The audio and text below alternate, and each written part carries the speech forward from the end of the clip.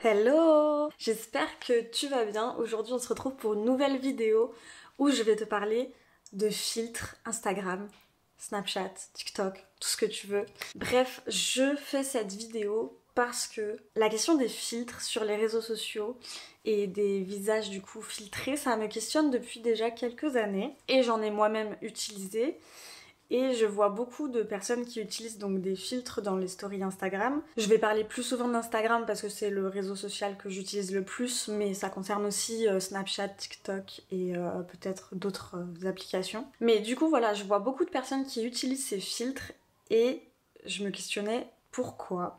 J'ai fait des recherches aussi, j'ai vu quelques docus, quelques vidéos YouTube. Je te mets tous les liens dans la barre de description si tu veux aller voir plus loin. Et moi, à titre personnel, ça fait maintenant 1 an que j'utilise plus de filtres dans mes stories Instagram et je vais t'expliquer pourquoi. Donc je fais un petit rappel, je suis pas là dans cette vidéo pour blâmer les gens qui utilisent des filtres ou pas. Je suis là pour faire un constat et essayer de mener à des réflexions sur la question des filtres dans notre société et voir où est-ce que ça peut mener. Donc est-ce que tu t'es déjà posé la question de pourquoi tu utilises des filtres, toi, personnellement ? Si tu as la réponse à ça, dis-moi dans les commentaires. Mais en règle générale, les réponses qu'on trouve venant de la part des gens, c'est parce qu'ils se trouvent plus beaux, plus belles avec des filtres, parce qu'ils ont plus confiance en eux, même par habitude en fait. Et c'est ça qui est fou, c'est que on a l'habitude maintenant de voir notre visage lisse, filtré, mais on n'a plus l'habitude de le voir au naturel, alors que ça devrait être l'inverse. Normalement, notre visage au naturel, on le voit tous les jours devant un miroir. C'est notre image, c'est celle que l'on renvoie. Et quand on est devant un visage filtré, notre visage avec un filtre, c'est ça qui devrait nous choquer et dont on ne devrait pas avoir l'habitude. Mais bref, c'est plus le cas. On voit de plus en plus de visages filtrés et du coup, si nous, on met notre visage au naturel, on ne se sent plus dans la norme. Et du coup, on se sent plus moche et on se dévalorise plus. Je vais faire un petit récap de l'histoire des filtres. Donc, les filtres, ça a commencé sur Snapchat en 2015. C'est donc Snapchat qui a introduit les filtres qui modifient le visage. Au départ, c'était des trucs rigolos, les visages tête de chien, tout ça, je pense que tu te souviens. Et Instagram a repris les filtres en 2017. Donc le but initial de ces filtres, c'était pour rigoler avec ses amis, pour s'envoyer des têtes bizarres, rigolotes, c'était pour le fun quoi. Sauf que quand les filtres sont arrivés sur Instagram, petit à petit, il y a eu cet effet de modification du visage, on va améliorer notre visage avec un filtre, alors qu'à la base, c'était vraiment juste pour rire. Il y a aussi l'application Facetune qui est apparue et qui a été l'application la plus téléchargée dans l'App Store en 2017, 2018 et 2019. Et 70% étaient des utilisatrices, donc des femmes. Il faut savoir qu'en 2020, Instagram avait pensé à supprimer ces filtres de type chirurgie esthétique. Mais l'idée, elle a été abandonnée. De toute manière, un filtre, on aurait pu tourner ça autrement. On aurait pu dire non, mais là, c'est pas chirurgie esthétique, c'est juste rigolo de mettre des petites taches de rousseur, enfin, des choses comme ça. Et bien sûr, pour en finir avec l'histoire, avec l'arrivée de TikTok, bien sûr, ce réseau social a aussi pris ses codes filtrés. Et donc, il est possible, sur ces vidéos, de se modifier le teint, d'avoir une peau plus lisse, d'avoir des dents plus blanches, très simplement. Donc, en fait, ces filtres, ils correspondent à quoi?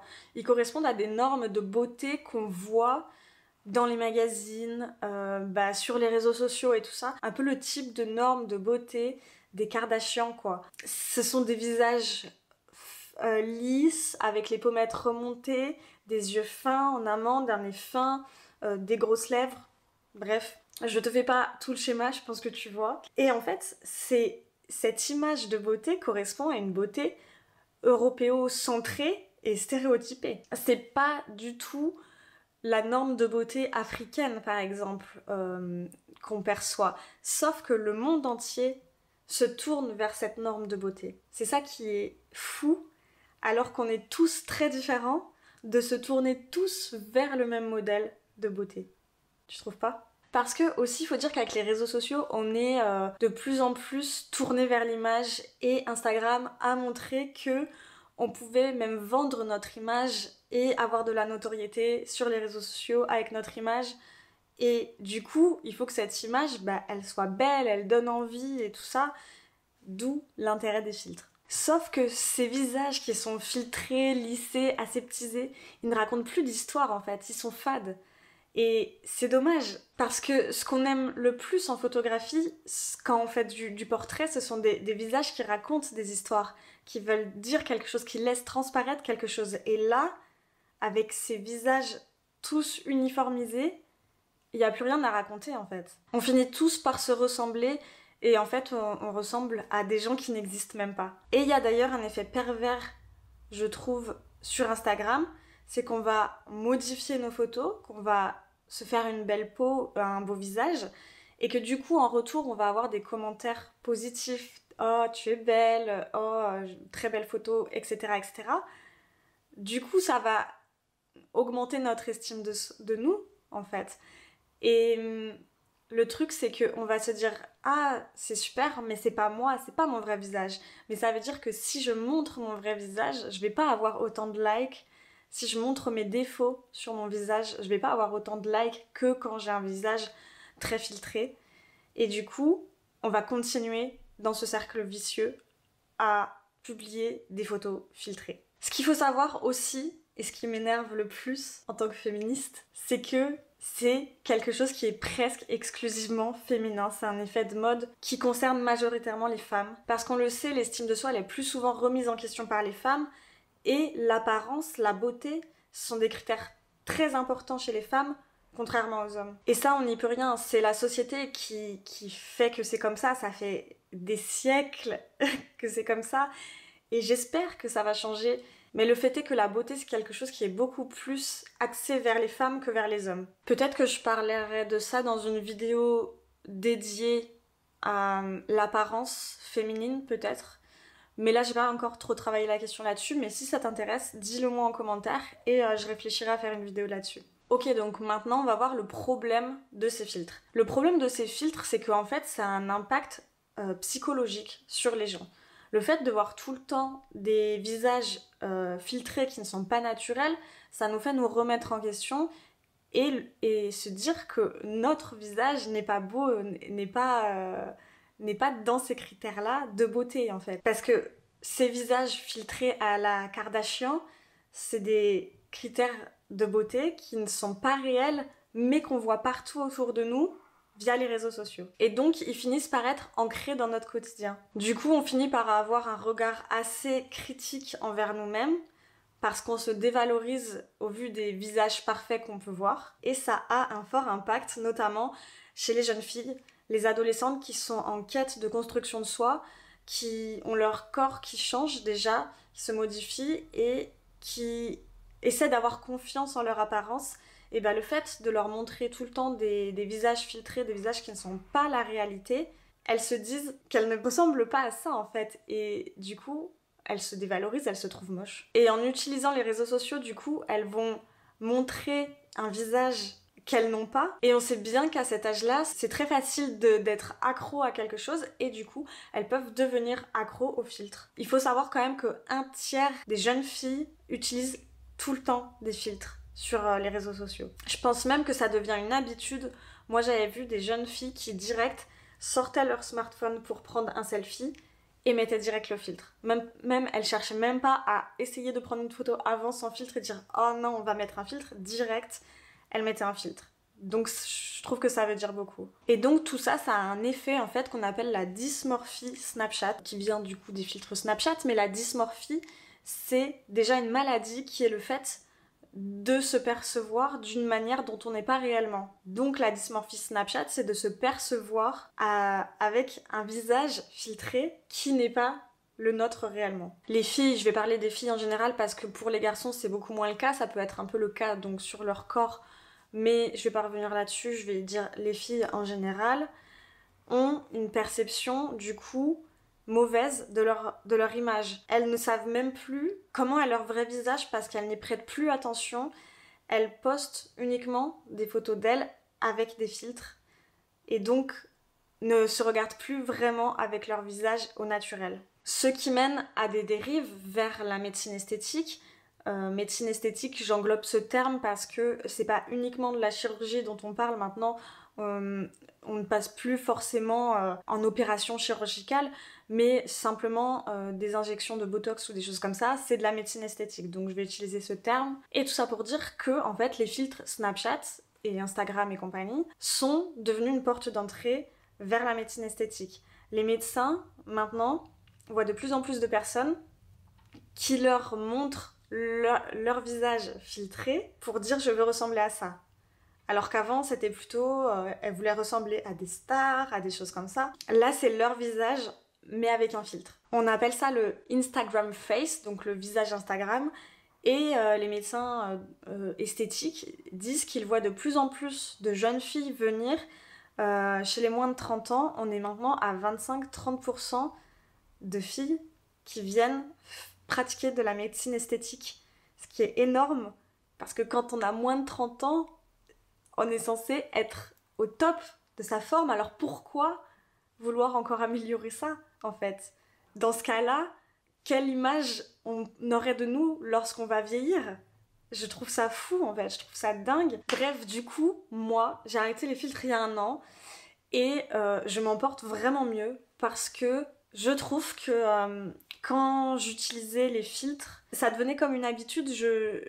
J'essayais de me filmer sans filtre, mais je me disais ah non mais vas-y je vais mettre un filtre parce que je suis pas bien sans filtre. Et sans maquillage aussi, je n'arrivais pas à me filmer sans maquillage. Et en fait, j'avoue, il faut avoir confiance en soi et être bien dans sa peau. C'est pas facile, je l'admets, mais je trouve qu'en le faisant, au début il faut se forcer un petit peu, il faut dire. Enfin moi je me suis forcée, mais en même temps je me suis dit flemme. Voilà, je suis en train de parler en story, je suis pas maquillée, flemme d'aller me maquiller, flemme de mettre un filtre, vas-y, je m'accepte en fait. Les gens, tant pis ce qu'ils pensent en fait. Je me suis dit ça, je me suis dit, je préfère que les gens, ils me suivent pour le fond que pour la forme en fait. Vraiment, je préfère qu'ils me suivent pour ce que je dis et ce que je leur apporte, ce que je vais leur raconter humainement, voilà, tout ce que je peux te dire, mais pas pour mon physique en fait. Parce que je m'en fous qu'on me suive pour mon physique en fait, je suis pas une top modèle, mon physique c'est pas mon job, donc du coup, pourquoi on me suivrait pour ça en fait? Donc du coup, ben au début c'était pas facile parce que je me disais ouah je suis moche, je regardais même pas les stories, je disais vas-y je publie et tout ça. Et en fait au fur et à mesure, ben je trouve que c'est plus facile et on s'accepte plus, et aussi le fait qu'il y ait des femmes qui fassent ça, ça aide. Clairement, ça aide. Si tu suis des femmes qui se montrent sans filtre et ou sans maquillage, ça va t'aider toi-même à faire ça, je trouve, parce que ben on a tendance à un peu s'uniformiser avec ce qui nous entoure. Et du coup, si tu es entouré de personnes qui mettent des filtres dans leur story, je comprends pour toi que ce soit plus dur de ne pas en mettre. Et pour moi, les influenceuses, elles ont vraiment un impact là-dessus, et je trouve ça nocif, le fait qu'elles utilisent tout le temps des filtres pour s'exprimer et qu'elles montrent pas leur vrai visage au naturel, même quand elles font des partenariats avec des marques. Il y a des influenceuses qui disent « Regardez mon fond de teint » alors qu'elles mettent un filtre. Voilà, enfin, je trouve ça tellement pas juste en fait. C'est pas juste, parce que si tu montres ton vrai visage, tu te montres au naturel, et du coup, je trouve que mettre un visage filtré, c'est un peu être fausse. Même si je critique pas, encore une fois, parce que chacun ses complexes et je suis pas là pour juger, mais je trouve vraiment que quand on se montre face caméra au naturel, on montre son vrai soi, et du coup, ça permet d'inciter aussi les autres à le faire. Alors du coup, moi je me suis posé la question, pourquoi j'utilise des filtres? Et après, je me suis dit, bah ouais, parce que je me préfère avec des filtres, parce que ça me lisse mon visage, parce que je suis mieux avec des filtres. Mais est-ce que c'est vraiment moi? Est-ce que c'est ça l'image que j'ai envie de renvoyer aux gens? Alors que moi, je prône le féminisme, être bien avec soi en tant que femme, s'accepter tel qu'on est. Pourquoi je mettrais des filtres en fait? C'est pas du tout dans mes valeurs. Donc, j'ai décidé d'arrêter de mettre des filtres. Et demande-toi, toi aussi, pourquoi tu continues à utiliser des filtres. Et surtout, est-ce que tu peux t'en passer? Demande-toi si demain je te disais pendant 3 mois tu peux pas mettre de filtre. Est-ce que t'en serais capable? Vraiment, zéro filtre. zéro filtre sur tes stories, sur tes vidéos, sur tes photos, tout ça. Est-ce que tu pourrais ne pas modifier ton visage et montrer ton vrai visage à n'importe quel moment, au réveil, tout ça? Est-ce que tu t'en serais capable? Moi, je crois que je l'ai fait. Donc, je pense que maintenant, c'est bon. Je pense que j'ai passé un stade où j'en suis capable, au réveil et tout. Alors, certes, par contre, je vais pas te mentir, des fois, je prends une photo ou une vidéo, je me dis « Oh, je suis moche, je vais pas mettre cette photo. » Donc, je refais. Mais je mets pas de filtre. Bref, du coup, j'essaie vraiment de ne plus utiliser de filtre du tout, dans mon cas. Et je t'invite à tenter l'expérience et à faire de même, parce que aussi, que tout le monde ait ce même visage filtré, franchement, ça devient presque la norme, alors qu'on est tous uniques, et je trouve ça dommage qu'on profite pas de notre unicité pour la mettre en avant, en fait. Et si la norme, en fait, c'était juste d'être nous-mêmes. Bref, j'espère que cette vidéo, elle t'aura plu. Il faut que je finisse vite parce que je vois que j'ai plus de batterie. Dis-moi ce que t'en as pensé en commentaire. Bien sûr, laisse un like si tu as aimé la vidéo et abonne-toi à la chaîne. Et je te dis à très bientôt pour une prochaine vidéo. Ciao!